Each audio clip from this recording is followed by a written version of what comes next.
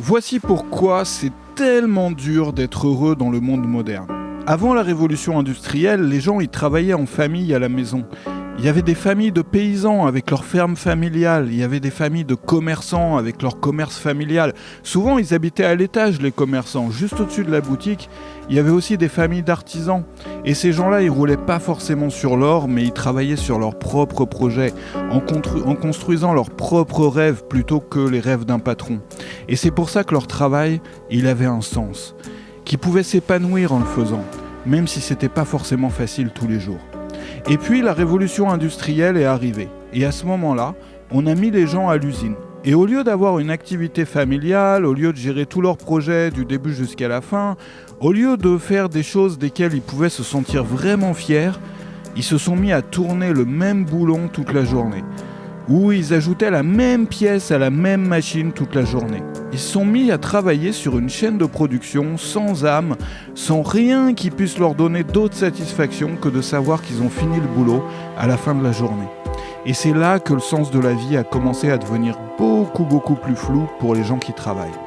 Donner sa vie à une usine contre quelques heures de repos à la fin de la journée, tout ça pour pouvoir nourrir sa famille sans jamais pouvoir tirer aucune satisfaction de ce qu'on crée.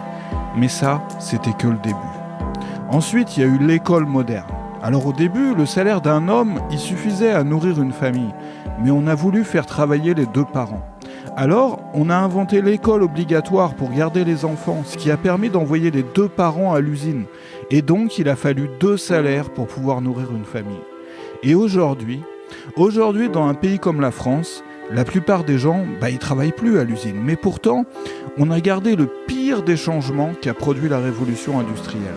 La plupart des gens, ils ont un travail qui n'offre pas de sens, un boulot absurde qui donne pas d'autre satisfaction que le salaire. Et encore, on bosse toute la journée, en dehors de la maison. On passe davantage de notre temps de vie avec qui ? Avec Josiane de la Compta, plutôt qu'avec ceux qu'on aime le plus au monde. Et pour une raison étrange, on en est venu à penser que c'est quelque chose de normal, d'acceptable.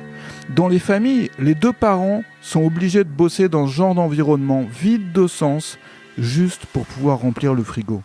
Et il leur reste seulement quelques heures dans la journée, après avoir décompté le temps de transport, qui sont occupés par le ménage, la vaisselle et les courses. Quelle personne saine d'esprit pourrait croire sincèrement que ce genre de vie peut apporter une quelconque satisfaction ? Ou bien que c'était une bonne idée de faire de ce modèle-là la normalité. De plus en plus de gens y se réveillent en ce moment. De plus en plus de gens comprennent qu'une vie aussi absurde ne peut pas rendre heureux. Que c'est pas en compensant l'absurdité de cette vie-là par des antidépresseurs qu'on peut se sentir pleinement accompli.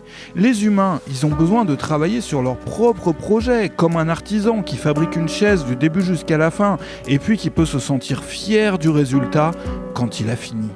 Ils ont besoin aussi, les humains, de temps. Ils ont besoin d'être à la maison avec ceux qu'ils aiment.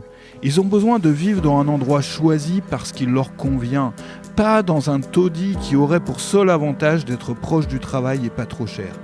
En un mot, les humains, ils ont besoin de vivre, ils ont besoin d'être libres, ils ont besoin d'être humains, d'exister autrement que comme des bêtes de trait ou des oiseaux en cage. Et exercer ce besoin-là, malheureusement, on en parle comme si c'était quelque chose d'étrange, de marginal, de bizarre.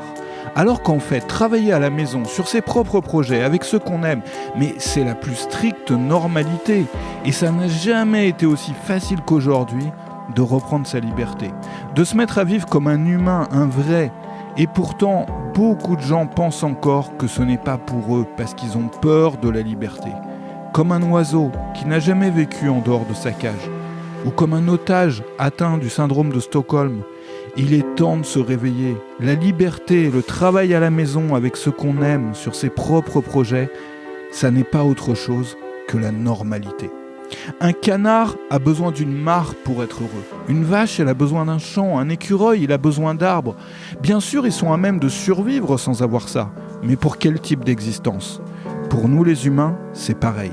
Il est temps de revenir à la normalité.